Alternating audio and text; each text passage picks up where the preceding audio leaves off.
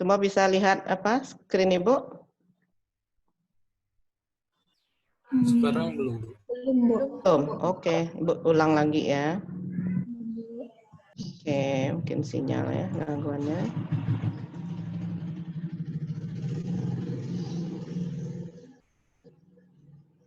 Sekarang terlihat? Belum? Sudah, Sudah, Bu. Bu. Oke, siap. Kita mulai ya.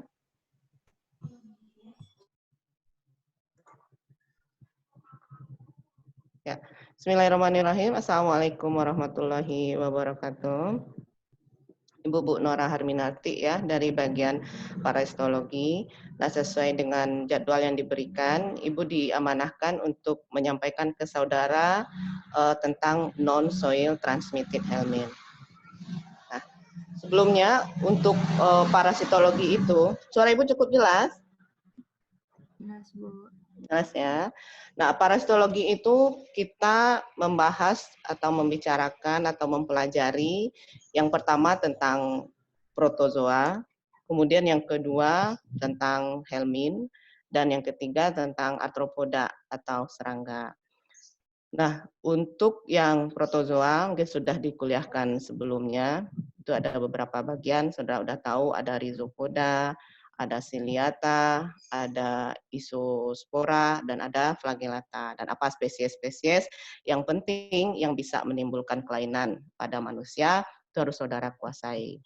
Nah, untuk helminth itu sendiri, kita akan bagi dia menjadi dua kelompok besar, yaitu ada yang dikenal dengan platyhelminthes, yaitu cacing yang pipih. Nah, itu terbagi atas dua kelompok lagi, ada yang trematoda dan ada testoda. Kalau trematodanya pipihnya seperti daun, salah satu contohnya adalah Fasciola hepatica dan spesies-spesies lainnya. Kemudian kalau testoda itu adalah cacing yang pipih, bentuknya seperti pita, nah makanya sering dinamakan cacing pita. Itu dia golongan, contohnya yang pernah saudara dengar mungkin cacing pita pada babi, Taeniasis solium, atau cacing pita yang terdapatnya pada sapi, itu Taeniasis saginata. Nah, sedangkan Nemathelminthes ini adalah boleh dikatakan kelompok cacing yang dia tidak pipih. Jadi dia punya bentuk. Untuk Nemathelminthes dia terbagi lagi beberapa kelas, dan salah satunya adalah nematoda.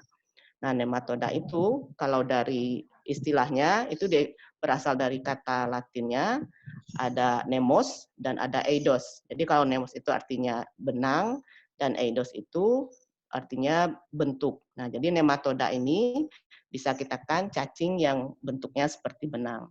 Nah, secara keseluruhan cacing kelompok nematoda ini dia memiliki ciri-ciri, saudara mungkin pernah lihat cacing tanah ya. Nah, bentuknya hampir seperti cacing tanah. Ada yang suka hobi mancing? Enggak.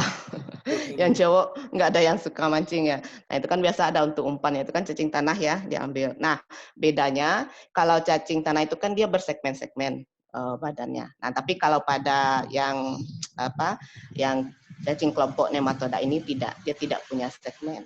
Justru badannya itu licin dan ditutupi kulitnya itu semacam kutikula. Nah, itulah yang membuat dia bisa bertahan nih kalau yang nematoda usus ya di dalam usus kita manusia.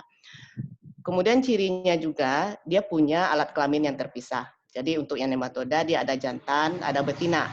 Beda dengan yang kelompok cacing pipih tadi. Kalau cacing pipih itu dia tidak ada jenis kelamin yang terpisah. Jadi sifatnya hemafrodit.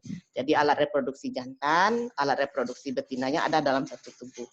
Nah, alat reproduksi ini bisa nanti saudara gunakan untuk mengidentifikasi jenis-jenis spesiesnya karena dia berbeda-beda. Nah, kemudian di samping itu untuk nematoda itu juga selain dia punya jenis kelamin yang terpisah ya, dia juga bereproduksinya dia bisa secara mengeluarkan telur.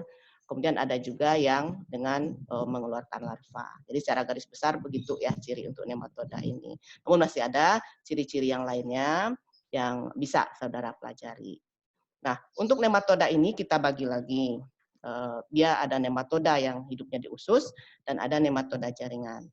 Nah, untuk nematoda jaringan ini adalah mungkin yang saudara kenal dengan filariasis. atau penyakit kaki gajah ya. Nah, itu nanti mungkin ada di blok yang selanjutnya. Nah, sekarang untuk nematoda usus. Makanya Ibu jelaskan dulu klasifikasinya karena Ibu ingin menyampaikan ke saudara, ini loh yang non soil transmitted helmin itu dia beradanya di sini ya. Nah, untuk nematoda usus itu sendiri kita bagi lagi, ada yang soil transmitted helmin, itu dia contohnya seperti Ascaris lumbricoides, Trichuris trichiura, cacing tambang, Strongyloides, serta spesies lainnya. Nah, untuk non-soil transmitted helmin, ini adalah Oxyuris vermicularis dan Trisinella spiralis. Non-soil transmitted helmin, kebalikan dari soil transmitted helmin. Soil transmitted helmin apa artinya? Ada yang bisa menjelaskan?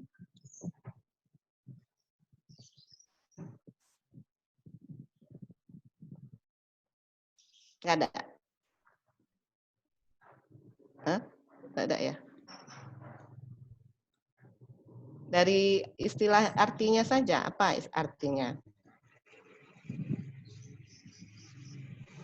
Izin menjawab Bu, penularan melewati Siapa namanya? Siapa namanya? Perkenalkan Bu, nama saya Afi Bu. Oke, silakan Afi. Soal transmitted disease itu dari namanya Bu, yang saya bisa pahami itu penularannya melalui tanah Bu.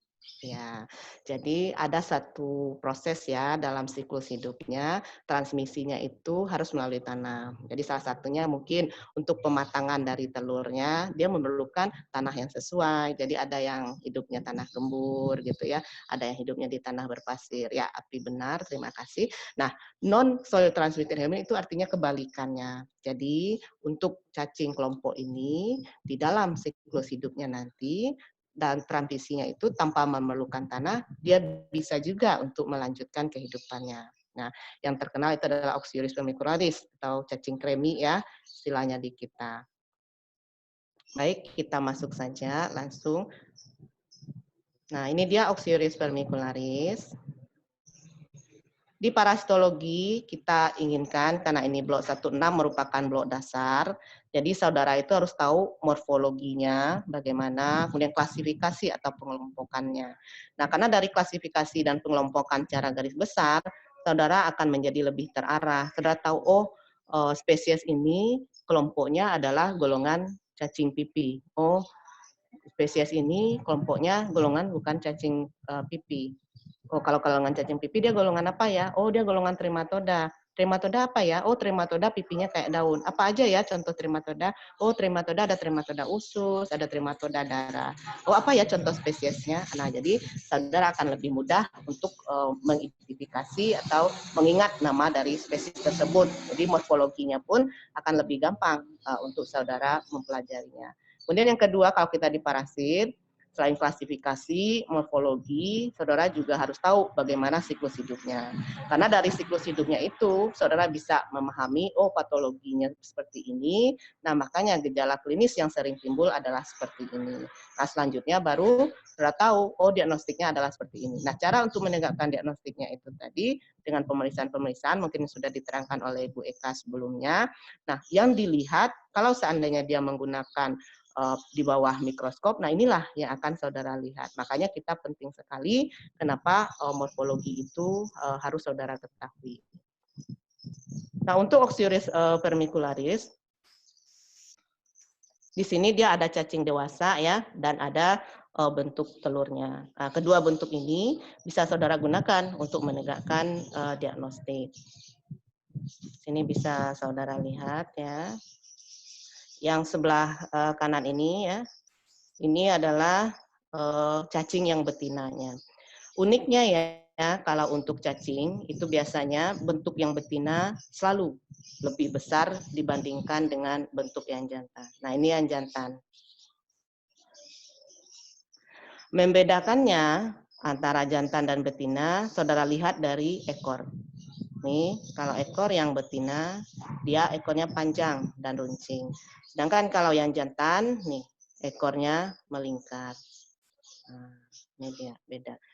Dan yang khas terutama untuk golongan Oxyuris ini, saudara membedakannya dengan cacing-cacing sebelumnya, ada apakah dia askaris, trikuris, dan yang lain-lain, itu adalah spalik ale. Spalik ale ini adalah semacam penonjolan nih, di daerah sekitar kepala. Nah ini dia nih, ini ada panah ya yang menunjukkan ini adalah spalik ale. Nah kalau dari segi ukuran, itu kalau yang betina 8 hingga 13 mili, sedangkan yang jantannya itu sekitar 2 hingga 5 mm. Untuk telurnya itu sendiri, saudara harus bedakan hati-hati nanti dengan telur cacing tambang ya.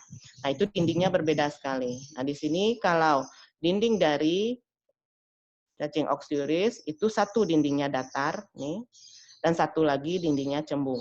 Jadi kadang sering tahu di buku literatur ya, di textbook, itu dikatakan ada bentuknya plan convex. Jadi satu dinding datar, satu dindingnya cembung.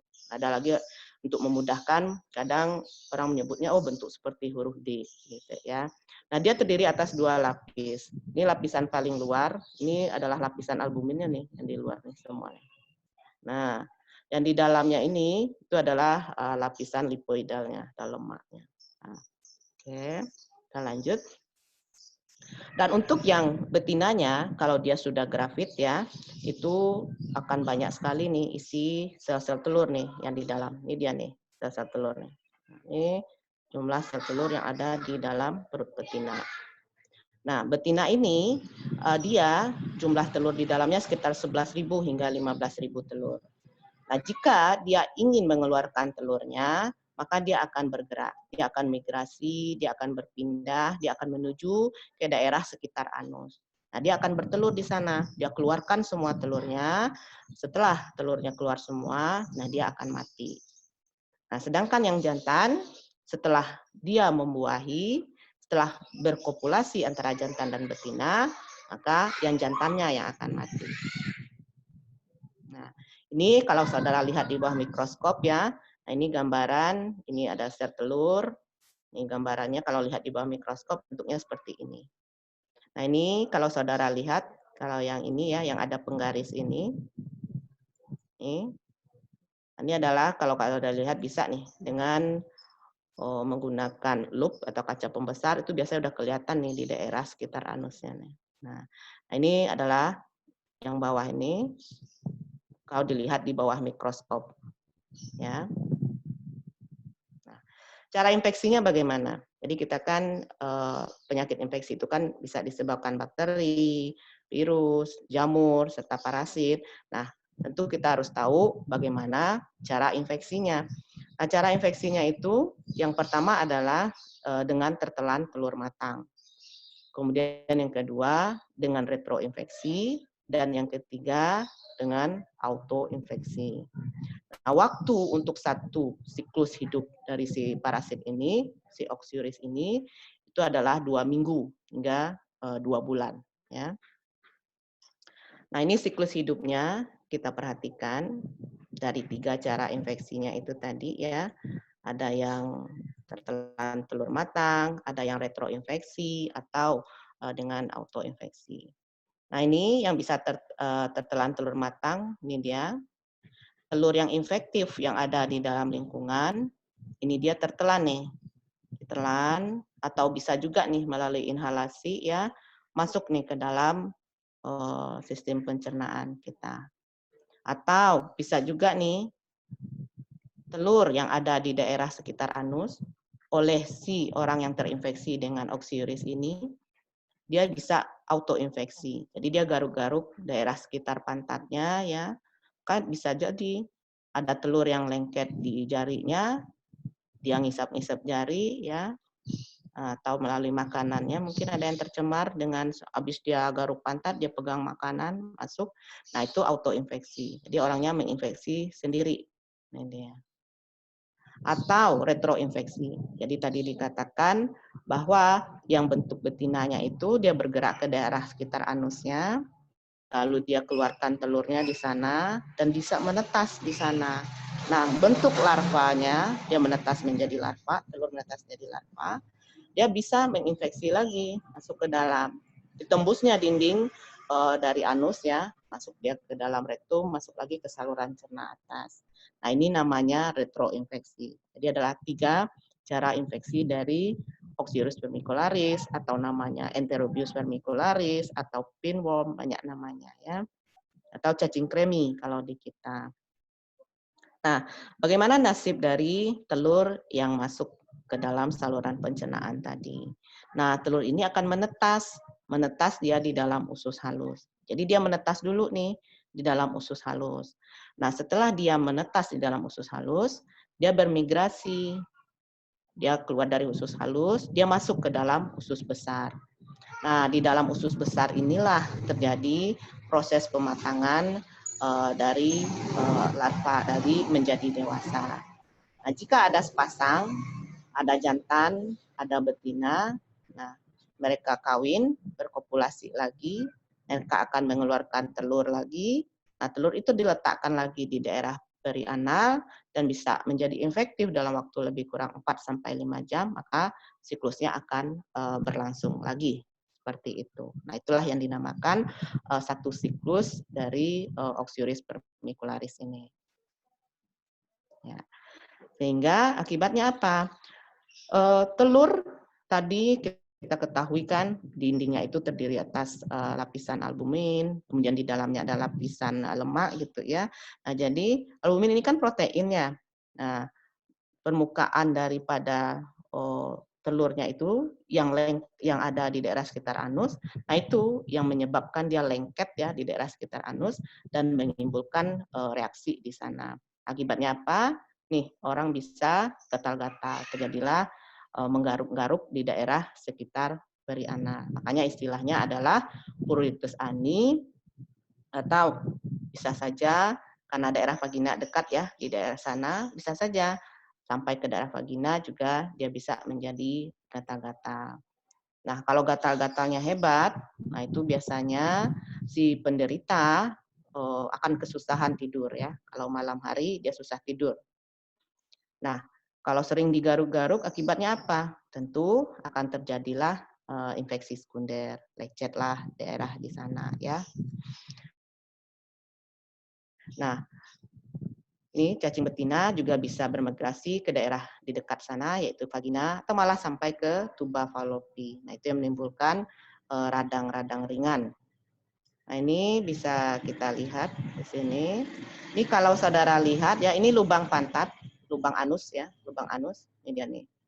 Nah, ini yang ditunjuk oleh panah. Nih, ini adalah cacing-cacing kremi nih, cacing Enterobius vermicularis atau Oxyurus vermicularis. Nih, dia berada di daerah sekitar perianal.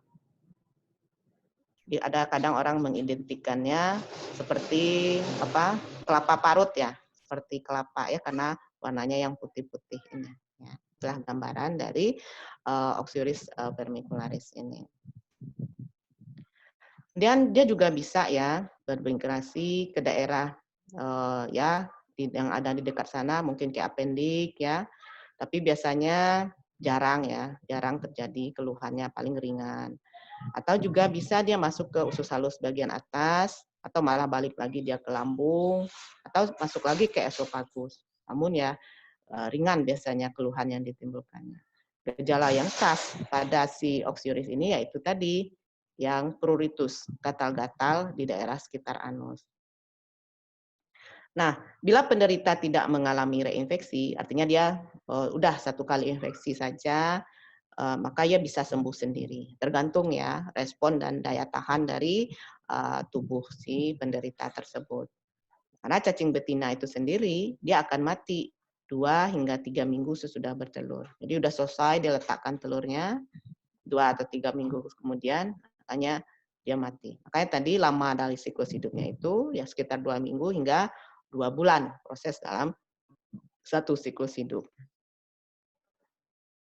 Nah, untuk diagnosisnya, kalau kelompok yang cacing nematoda usus yang lain, yang STH tadi, itu bisa saudara temukan adanya telur di dalam sediaan tinja. Berarti saudara kan periksa tinja ya, bisa tinja, kemudian lakukan pemeriksaan pembuatan sediaan langsung, saudara teteskan lugol atau eosin atau NaCl fisiologis, saudara bisa lihat bisa identifikasi, oh ini telur dari spesies A, ini telur dari trichuris, ini telur dari spesies B, begitu ya. Nah, tapi kalau untuk yang cacing kremi, dia jarang ditemukan bersama tinja. Kalau di literatur dikatakan sekitar 5%, tapi hampir tidak ada. Jadi makanya jarang istilahnya. Nah, bagaimana cara untuk melakukan pemeriksaannya? Yaitu caranya saudara lakukan dengan teknik anal swab. Jadi dilakukan pada pagi hari. Pada pagi hari sebelum defekasi atau anaknya sebelum mandi atau penderitanya sebelum mandi, itu saudara suruh dengan posisi menungging seperti ini. Gunakan alat yang sederhana saja, yaitu ada semacam spatel seperti stick es krim itu. Lalu saudara ambil selotip. Selotipnya itu saudara letakkan bagian yang ada perekatnya itu ke arah luar. Nah, lalu saudara ikat lagi dengan selotip yang arah keluar tadi. Nah, kemudian pada pagi hari suruh posisi menungging seperti ini. Kita misalkan ini lubang anusnya ya. Nah, saudara letakkan selotip itu di daerah sekitar anusnya ini tadi. Makanya namanya perianal. Jadi jangan ditusuk ya, nggak boleh ya, bukan, jangan, itu saudara melakukan pelecehan namanya. Nah ini di daerah sekitar perianal aja, di pinggir-pinggir, karena dia ada di pinggir anus itu, nggak ada di dalam. Nah setelah itu saudara ambil selotipnya, saudara potong, saudara letakkan di bawah mikroskop. Nah setelah saudara lihat di bawah mikroskop, gambaran yang dilihat adalah seperti morfologi yang kita jelaskan di depan. Makanya penting sekali bagi saudara untuk mengetahui bagaimana morfologi dari spesies parasit tersebut. Ya. Bu rasa demikian saja untuk cacing kremi ya, karena saudara mau tutor ya, katanya tutornya digeser hari ini. Oke, ya, sip. Sekarang Trisinella ya, Trisinella spiralis. Nah, kalau Trisinella spiralis ini dia jarang terjadi di negara mayoritas yang Muslim karena dia erat kaitannya cara infeksinya itu adalah karena pola dari suka makan daging babi karena dia sering ditemukan di babi untuk Trisinella spiralis ini. Makanya kasusnya jarang di kita di Indonesia, kita mayoritas Muslim ya. Jadi hospesnya itu selain kita manusia itu ada binatang lain seperti babi, bisa tikus, bisa beruang, ya, bisa kucing, anjing, ataupun babi hutan. Nah, makanya istilah penyakitnya sering disebut trichinosis, atau trichinolosis, atau trichiniasis. Ya. Di sering negara-negara yang non-muslim, ya, itu yang konsumsi daging babinya tinggi, nah itu sering terjadi Trisinella spiralis ini. Nah, ini morfologinya, mungkin di praktikum saudara sudah cukup jelas. Ini yang sebelah kanan ini adalah yang jantan ya, ini jantan. Ini yang betinanya. Nah, yang dewasa ini jarang kita temukan biasanya. Yang sering menimbulkan kelainan itu adalah yang bentuk larvanya ya. Ini kalau yang jantan panjangnya 1,4 sampai 1,6 mili, diameter 0,04 mm. Anteriornya lebih ramping, isinya skistosoma esophagus. Ujung posteriornya lebih tumpul, punya 2 konika papile, jadi semacam lidah yang menonjol ya pada ujung ekornya. Karena untuk cacing ya, untuk ekornya itu bisa beda-beda, bisa juga kita gunakan untuk diagnostik. Seperti pada cacing tambang, ekornya kan ada bursa kopulatrix. Pada cacing cacing Strongyloides torconalis, ada lagi ekornya bertaki atau bercabang gitu ya. Jadi bisa kita gunakan untuk membedakan spesies-spesies tersebut gitu ya. Nah, nih kan cacing jantan jarang dapat ditemukan karena biasanya dia mati sesudah kopulasi. Nah, betina panjangnya 3 hingga 4 mili, makanya ya betina biasanya memang sering lebih besar dari jantan. Nah, bagian anteriornya lebih ramping dibanding dengan posterior. Pulpanya terletak 1/5 bagian anterior tubuh, dan betina yang grafit nampak mengandung larva di dalam uterusnya. Nah, cacing betina umurnya lebih panjang dari jantan, 5 hingga 7 minggu. Nah, kalau untuk Trisinella spiralis dia, makanya tadi di depan Ibu katakan ciri-ciri nematoda itu dalam reproduksinya dia ada yang mengeluarkan telur, ada yang mengeluarkan larva. Nah, kalau untuk Trisinella spiralis itu dia mengeluarkan larva. Sedangkan kalau untuk Oxyuris vermicularis dia reproduksinya dia mengeluarkan telur. Nah, ini kita lihat morfologinya. Biasanya di praktikum lebih jelas, itu banyak ada gambar-gambar larva dalam berbagai sediaan otot. Yang gambar A ini, saudara lihat, ini cacing dewasa yang berkembang di usus halus setelah infeksi oral dengan larva otot. Ini cacingnya baru lahir ya, kecil baru, belum matang. Nah, sedangkan yang B ini dia nih, larva yang infektif yang ada di dalam otot. Nah, ini juga bentuk larva yang infektif yang ada di otot. Ada saluran pencernaannya, alat genitalianya, dan ini esopagusnya yang ada stikositnya di sini. Nah, dia menghasilkan larva, itu jumlahnya banyak ya, bisa 1.200 sampai 1.500 ekor larva. Nah, cara infeksinya bagaimana? Yaitu makan daging babi mentah atau kurang matang yang mengandung kista berisi larva. Jadi ya bukan sembarang daging babi juga. Nah, daging babi yang memang di dalam dagingnya itu mengandung kista dari Trichinella spiralis ini. Nah, ketika ada orang yang memakan daging babi yang tidak dimasak matang atau malah mentah ya, ada kan pemburu-pemburu liar itu biasanya makan daging babi mentah. Nah, jadi di dalam daging babinya itu masih ada kistanya yang mengandung larva Trichinella spiralis, maka demikianlah orang itu bisa terinfeksi. Kita lihat lebih jelas dalam siklus hidupnya. Jadi dia sebenarnya ada di alam karena dia juga bisa ditemukan pada babi ya. Ini pada tikus. Ini yang Ibu katakan babi bisa aja nih makan daging tikus. Nah, tikus kan dia memakan segala juga ya. Udah dia makan kotoran-kotoran, bisa aja dia ada termakan daging babi juga yang mengandung kista dari Trichinella spiralis. Kemudian beruang, di beruang juga bisa kita temukan ada yang Trichinella spiralis. Nah, manusia itu akan terinfeksi apabila dia memakan nih daging babi yang mentah, yang tidak dimasak. Nah, begitu daging yang mengandung kista ini masuk ke dalam saluran pencernaan, nah di dalam lambung kan dia pecah tuh, pecahlah si kistanya. Nah, nanti dia akan menuju ke mukosa usus. Nah, dari mukosa usus ini nanti dia akan menjadi dewasa. Nah, kalau ada jantan dan betina, nanti jika dia berkopulasi, nah nanti dia akan mengeluarkan larva lagi. Nah, larva yang dikeluarkannya ini, dia akan mengikuti aliran darah. Bisa masuk ke jantung, bisa masuk ke paru, lalu dia nanti akan menembus dan akan mencari mukosa otot. Nah, mukosa otot yang cocok untuk dia, di otot yang cocok untuk dia. Nah, di sana kalau suasana atau kondisi yang mendukung, dia akan membentuk kista di dalam otot tersebut. Nah, kista yang ada di dalam otot inilah yang menimbulkan kelainan atau keluhan. Jadi, klinisnya itu akan timbul tergantung otot apa nih yang dia kenai. Kalau otot yang vital ya, yang ditemui umpamanya dia menuju ke otot jantung, ya udah akan menjadi miokarditis, menjadi peradangan di jantung. Biasanya kalau di otot-otot kulit, itu biasanya di otot-otot di tubuh, maka timbullah gejala miositis, mialgia. Terjadi reaksi radang di daerah sana. Karena kalau dia masuk ke dalam otot, dia akan robek ini mukosa otot, sarkolemanya itu, terjadilah reaksi radang di sana. Mungkin di modul 1 sudah dijelaskan ya bagaimana respon imunologi yang terjadi di sana.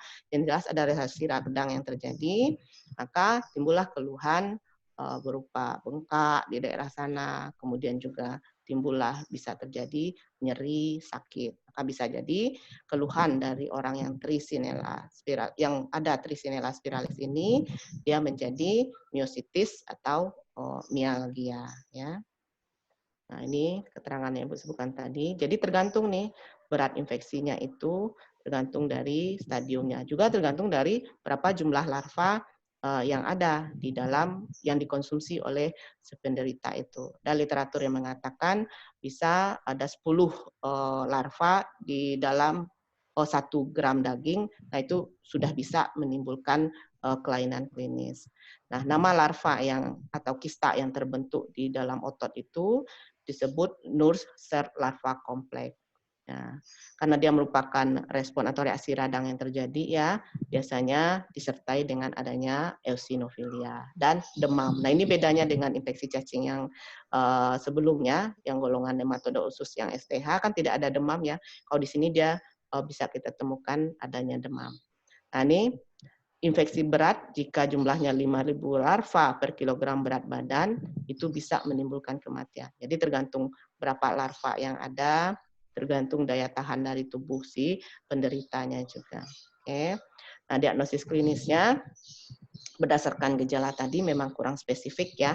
Biasanya orangnya mengeluhkan demam, kemudian radang pada ototnya, miositis atau mialgia.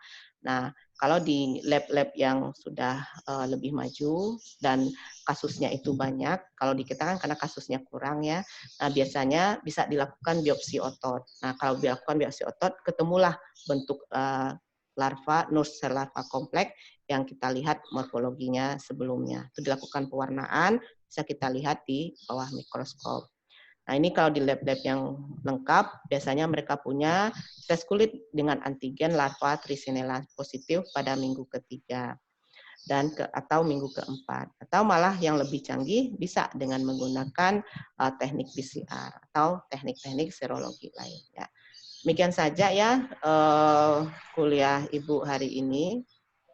Karena saudara mau praktikum ya, tapi mungkin bisa kita buka sesi tanya jawab mungkin sekitar 5 menit saja. Silahkan ada yang ingin ditanyakan dari keterangan Ibu tadi yang masih meragukan.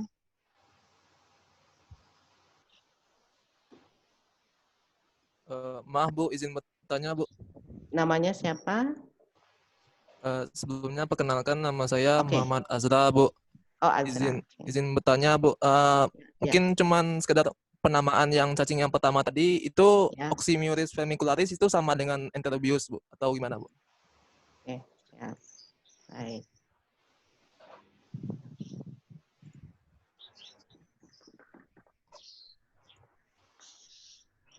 Siapa? Zahra. Siapa tadi namanya? Azra Bu. Oh, Azra. Ya. Ya, Bu. Jadi, salah. Kok ini slide Ibu? Ya. Jadi Oxyuris vermicularis ini dia banyak namanya. Jadi dia bisa juga disebut Enterobius vermicularis. Nah, kalau Oxyuris vermicularis, kadang orang bilang nama infeksi penyakitnya menjadi oxyuriasis. Kalau kita kan kalau penyakit infeksi kan kita tambah is ya di belakang, tapi nggak semua ya. Nah, oxyuriasis artinya penyakit infeksi yang disebabkan oleh Oxyuris. Kemudian nama lainnya, jadi kadang nama spesies ini bisa bermacam-macam tergantung kan ada kelompok pengklasifikasiannya, ada penamaannya. Nah, bisa juga namanya Enterobius vermicularis. Makanya kalau orang bilang oxyuriasis, nah itu sama dengan enterobiasis. Jadi namanya bisa Oxyuris vermicularis, bisa Enterobius vermicularis. Ya. Azar. Siapa tadi? Aduh, lupa namanya. Azra Bu. Baik Bu. Azra. Ya, oke. Sudah paham Bu. Terima Ya, kasih Bu. memang namanya ada yang bilang oxyuriasis, ada yang bilang enterobiasis untuk penyakitnya. Terus ada yang bilang Oxyuris vermicularis, ada yang bilang Enterobius vermicularis, sama parasitnya itu juga. Ya, oke, ada lagi? Gampang ya kalau untuk Oxyuris, dia sudah sehari-hari sering kita temukan, udah familiar ya. Terutama kejadiannya banyak pada orang-orang yang hidup bersama mungkin di panti asuhan ya, mungkin di daycare mungkin ya yang tidak terawat gitu ya. Atau orang yang hidup-hidup Izin di bertanya, Bu. asrama. Ya, silakan. Siapa ini? YN Zuhal. Ya, Bu. Perkenalkan nama saya Yan Zuhal, Bu. Ya. Ingin bertanya, Bu, kalau dalam pemeriksaan labornya, apakah selalu ditemukan berpasangan antara jantan dan betina cacing tadi, Bu? Oh, untuk pemeriksaan labor yang Oxyuris. Bu, Oxyuris, Bu. Oh ya.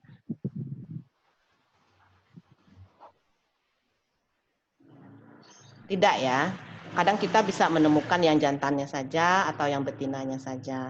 Karena yang jantan kan kadang dia sudah mati ya setelah dia berpopulasi, kadang dia tidak bisa kita temukan lagi. Nah, yang ditemukan kalau seandainya dia mati beradanya sampai ke daerah sekitar perianal, maka bisa kita temukan. Jadi kadang kita hanya menemukan yang betina saja, ada kita punya sediaannya di labor, yaitu betina yang isinya sel-sel telur yang grafit. Jadi dia mungkin belum sempat ingin mengeluarkan telurnya gitu ya. Karena kan dia ada beberapa, ada jantan, ada betina gitu ya. Nah, dia udah sampai ke daerah sekitar perianal, mungkin pas kita melakukan pemeriksaan, nah kita bisa ketemu nih bentuk yang lagi grafitnya, lagi yang ada banyak telurnya. Atau dia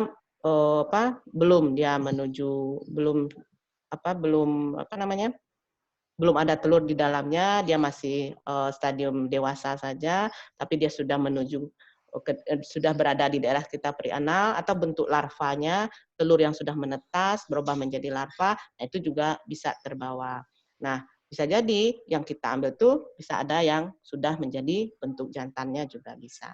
Jadi kadang bisa kita ketemu sepasang, kadang bisa kita ketemu satu-satu. Jadi tergantung apa yang kita dapatkan pada hasil sediaan dengan mengambil cara anal swab itu.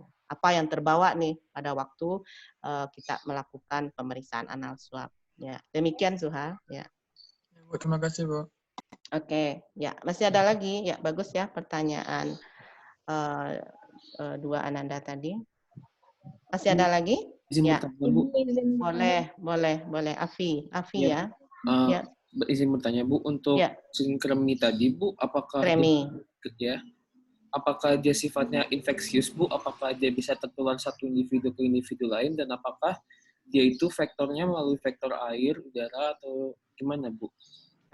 Kalau vektor itu adalah kelompok serangga ya, atau kelompok arthropoda atau kelompok apa dari golongan arthropoda yang bisa menularkan penyakit. Arti kata nih, contohnya malaria ya. Malaria itu harus ada nyamuk dulu. Nyamuklah yang sebagai vektornya. Nyamuk yang bawa lalu dipindahkan ke orang lain. Nah, nyamuk berperan sebagai vektor. Dia hanya pembawa. Nyamuknya nggak sakit malaria. Nyamuk hanya membawa stadium tertentu. Mungkin yang ditularkannya nanti ke manusianya. Nah, nyamuklah yang jadi vektornya gitu ya sebagai pembawa. Untuk malaria mungkin nyamuknya jenisnya Anopheles. Kalau untuk DBD mungkin vektornya adalah nyamuk Aedes. Nah, itu dia vektor. Berarti kan ada nih parasit lain yang membawanya. Kemudian apa tadi pertanyaannya? Untuk cacing kremi, Bu, apakah dia ya. infeksius atau gimana, Bu? Ya, dia infeksius dan dia tidak memerlukan vektor untuk penularannya. Jadi kita lihat dari cara infeksinya tadi, bisa retroinfeksi, di mana kalau dia sudah menetas di daerah sekitar anus, nanti larvanya menusuk lagi dinding mukosa anus, dia masuk lagi ke dalam rektum, lalu masuk ke saluran cerna bagian atas. Nah, kemudian bisa lagi, itu yang retroinfeksi.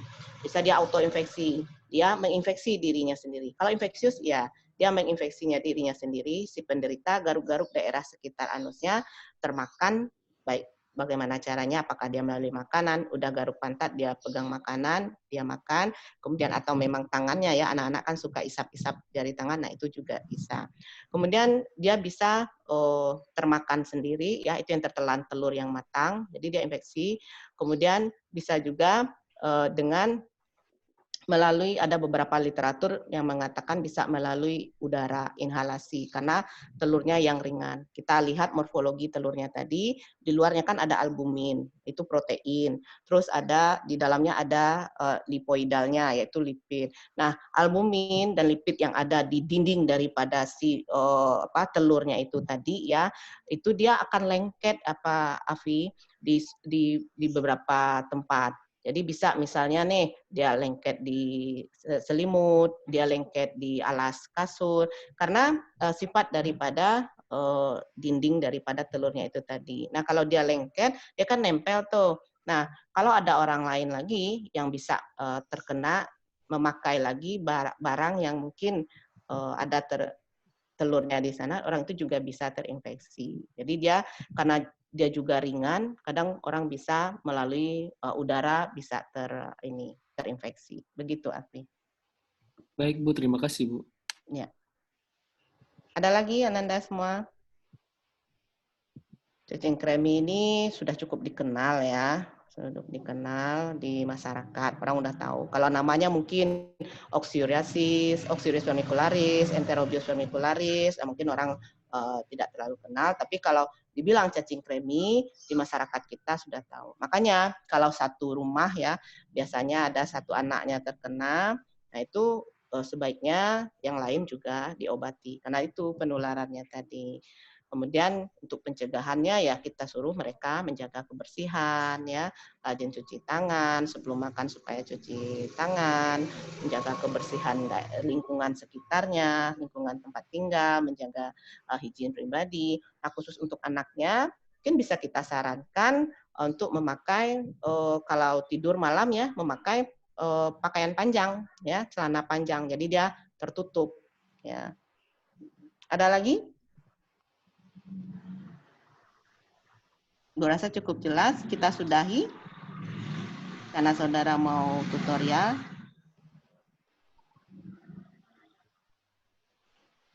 Sudah?